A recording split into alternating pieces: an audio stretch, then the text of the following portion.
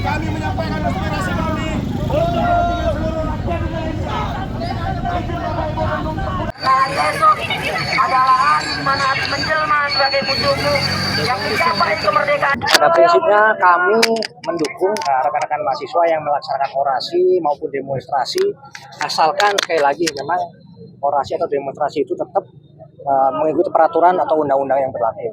Bahwa di situ memang disebutkan bahwa memang ada larangan atau mungkin hal-hal yang dibolehkan ketika melaksanakan unjuk rasa atau demonstrasi, termasuk tempat-tempat yang dilarang sesuai dengan undang-undang, dan itu undang-undangnya masih berlaku. Saat ini kita ketahui bahwa memang salah satu instansi militer itu tidak boleh dijadikan untuk tempat untuk berorasi. Makanya tadi kami mencoba untuk berdiskusi.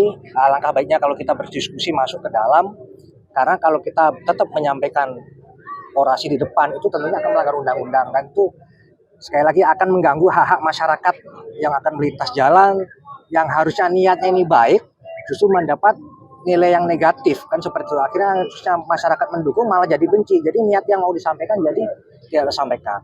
Jadi itu yang perlu saya sampaikan. Kami mengapresiasi tentunya, dan kepada mahasiswa juga mengucapkan terima kasih ya untuk hari ini bisa menyampaikan aspirasinya secara tertib. Tuntutan kita yang utama terkait isu militer itu, yang paling utama adalah agar militer itu tidak masuk ke dalam ruang-ruang publik, agar militer itu tidak lagi menduduki jabatan-jabatan sipil. Biarlah militer kembali ke barak, biarlah militer kembali ke fungsinya sebagai militer, agar militer itu tidak lagi masuk ke dalam ranah-ranah pemerintahan.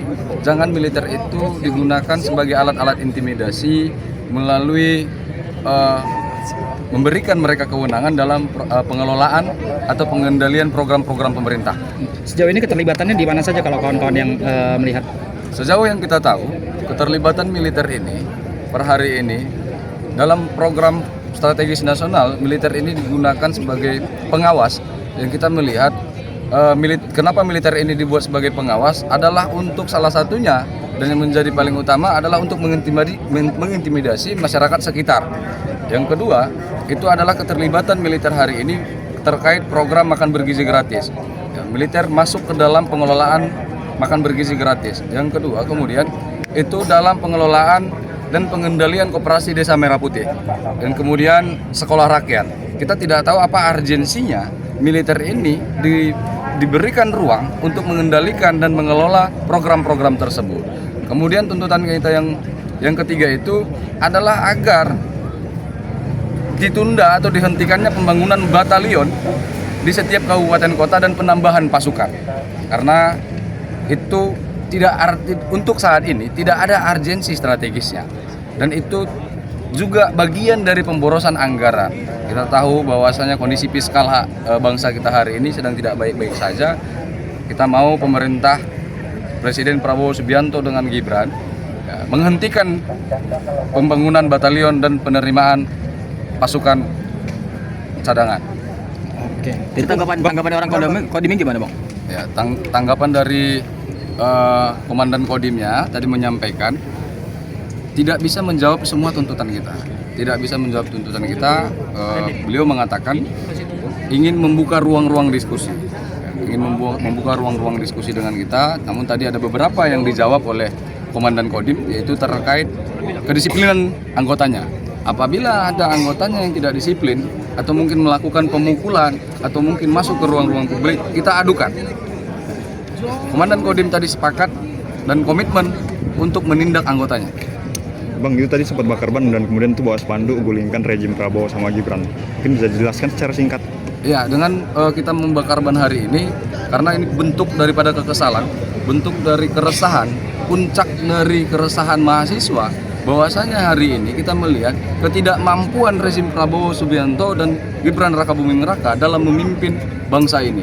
Banyaknya kebijakan yang tidak berpihak satupun kepada rakyat, dan kemudian kebijakan pada saat menguatnya dolar, tidak ada kebijakan yang menekan harga dolar atau nilai dolar per hari ini.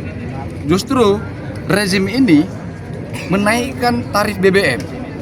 Kita dari kalangan mahasiswa menganggap dan berpendapat bahwasanya ini adalah untuk mencekik dan membunuh masyarakat miskin di Kota Medan. Jadi itu latar belakang spanduk itu tadi ya? Ya, itu latar belakangnya. Kita menunjukkan bahwasanya kita menegaskan hasil konsolidasi kita dan hasil diskusi kita dan hasil data yang kita ketemukan dari kebijakan-kebijakan Prabowo Gibran, tidak satupun itu yang berpihak kepada rakyat. Dan justru maupun itu kebijakan internasionalnya, bahkan itu merugikan masyarakat Indonesia. Yang pertama, dengan bergabungnya Indonesia ke BRICS, itu jelas-jelas merugikan masyarakat Indonesia. Ketika Indonesia bergabung dengan BRICS dan disepakati oleh Prabowo Subianto, Donald Trump sebagai Presiden Amerika Serikat geram, kemudian menaikkan tarif impor Indonesia sampai menyentuh angka 39%. Kemudian setelah kita download Tribun X sekarang, menghadirkan lokal menjadi Indonesia.